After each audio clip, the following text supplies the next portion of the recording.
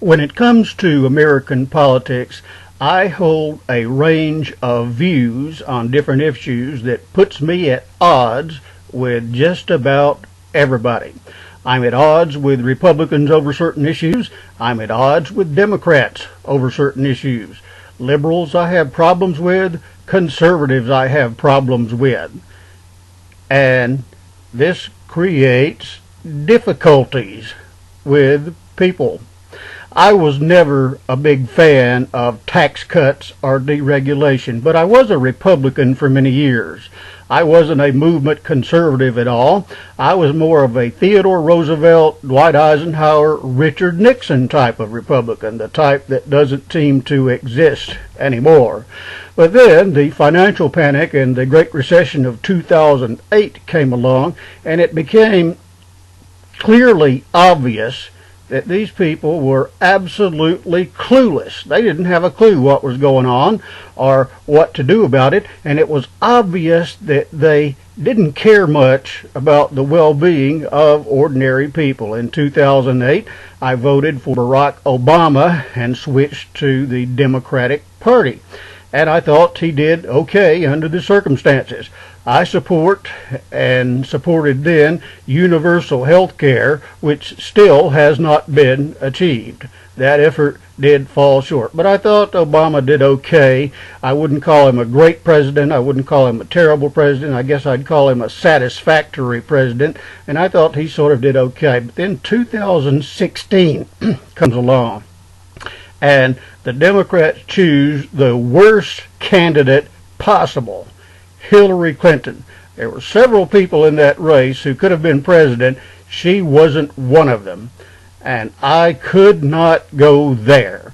I thought that the situation might be even worse under Hillary than it would be under Donald Trump. Comes along 2020, and then you have rioting and looting and mob violence in the streets, and so many Democrats actively supporting that.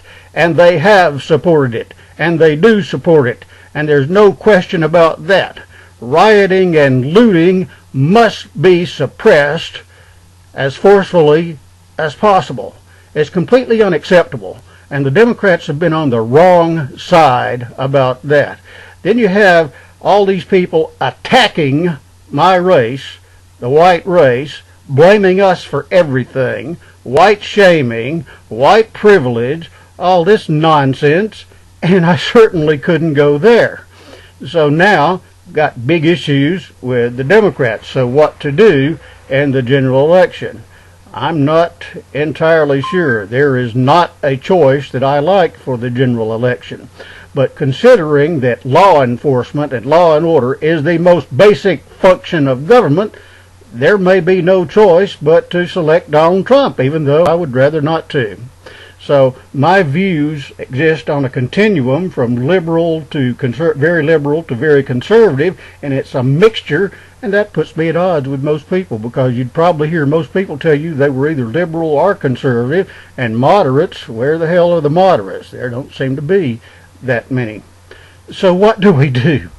Because my convictions and beliefs about things are very, very deep. My deepest moral convictions are where I get my beliefs about everything.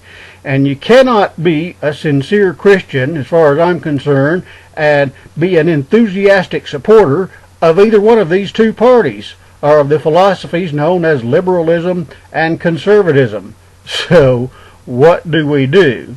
There's no point in continually arguing about matters that are matters of my deepest conviction that stem from my Christian beliefs. People aren't going to convince me about that. So we have problems, don't we? And it seems that the best solution to that is just minimize contact with a lot of people and kind of have this uneasy coexistence. Because if we get too involved and discuss these matters of great import, we're going to have problems. What I believe very strongly. And as I said, it is based on my Christian beliefs. And so that gets to my subject of insular living in a hostile world, a hostile society. It involves keeping your world, the people that you associate with, as small and manageable as possible, and associating primarily with like-minded people. And there are only a relatively few like-minded people. Now, I have occasionally mentioned my inner circle, my closest group of friends, and I've also talked about our company, which is in the aviation business. Now, the COVID-19 crisis came along, and what you heard from everybody everywhere was social distancing, staying 6 feet away from people at all times, staying home at all times.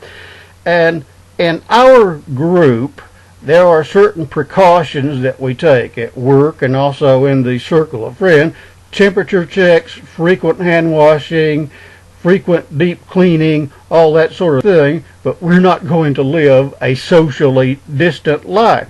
Because as a group, as a rule, my inner circle and my company are people who kind of live in a sort of self-contained world. We're not all of these run around, gotta go, gotta run around type people.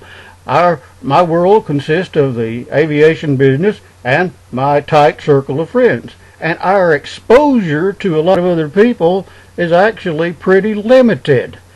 And why wouldn't that be true of most people? Think about what life consists of. Say you work Monday through Friday. So most of your day is spent, you get up, do some things in the morning for maybe an hour or two, go spend 8 hours or more at work. You come home, you've got maybe 4 or 5 hours to get in any entertainment, to have dinner, and pursue any hobbies that you have. And if you're smart, that's no more than 4 or 5 hours, because people don't need to be staying up all night during the work week. So Saturday gets here, and there has to be some time to take care of household chores, car maintenance, lawn mowing if you have to do that, so bill paying. So Saturday morning can be a good time to handle all that. So it gets around noon or so, and you've got maybe 11, 12 hours to recreate. Okay, after all that activity, do you really want to be running around all over the place doing all kind of things in public? I personally don't.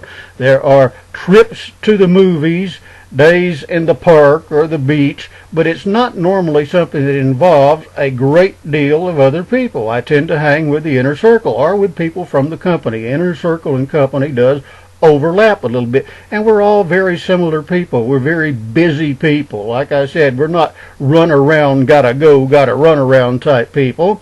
Our contact with the wider world is pretty limited. We're busy people. So you got that Saturday afternoon and evening for some recreation, and at my house that might be, might go out to the movies, might have some poker games, might watch some movies at home, but it's not a lot of run around, gotta run around. It's kind of a tight circle. And Saturday night, Sunday morning, if I'm going to church, which a lot of people do, well, the morning time is getting breakfast and getting ready for that, and then late morning, head off to church, maybe there for a little over an hour, hour and a half or so, come home, and at around noon or so, okay, maybe 10 hours to do what you want to do. And once again, that's not running around all over the place, hanging about in retail stores just to be doing that. You know, I want to get some rest on my off time, and I don't want it to be a lot of frenetic activity. You know, poker games, movie days, trips to the movies, days at the beach, days in the park, things like that. So there's not really exposure to a lot of other people, to a great many other people, is pretty limited. And I find that is the best way to live my life. Our company, our circle of friends, we're very similar people about this. Our worlds are kind of limited, so we can get together and not worry about spreading COVID-19, because we're not the kind of people who run around out in public all the time anyway. You know, unless I'm going to the movies or a concert or something, haven't been to one of those in quite a while, I don't hang about in retail stores. I go there to get stuff done and get away. The general public areas aren't where I want to be most of the time.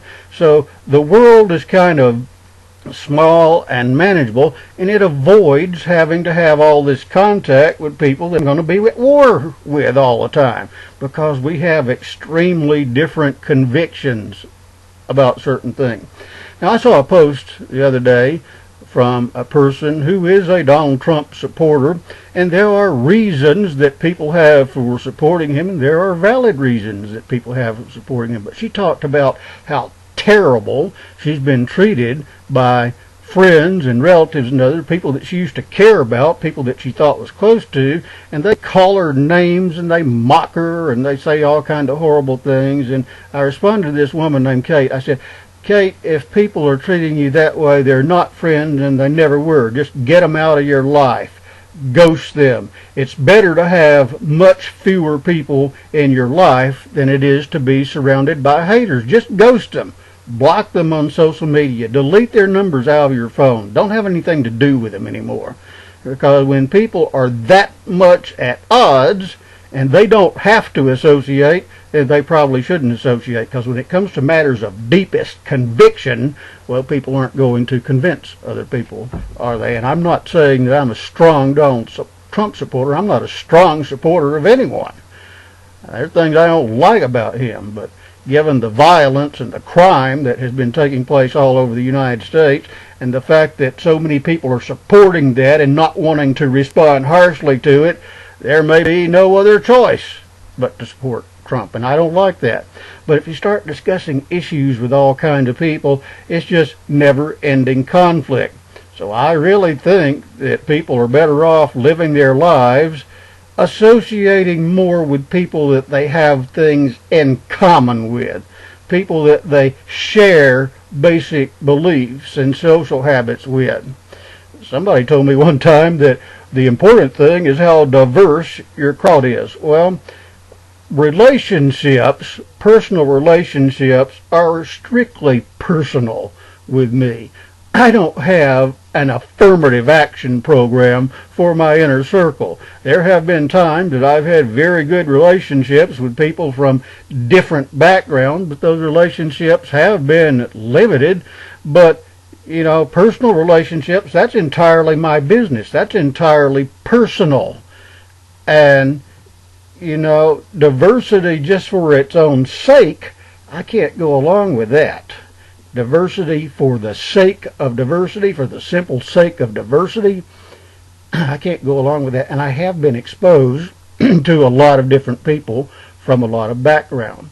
But life is better, as far as I'm concerned, if you just find your small compatible group and you mainly associate with each other and kind of limit your contact as much as you can with that hostile world. And you may have to work with people that you profoundly disagree with, but that relationship can stop as soon as you go outside the door. And it's just better that way.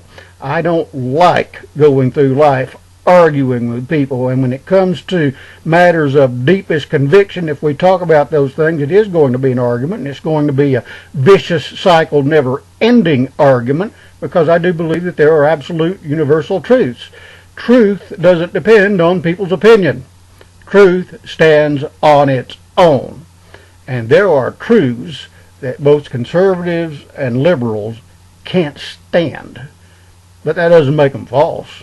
They're still the truth.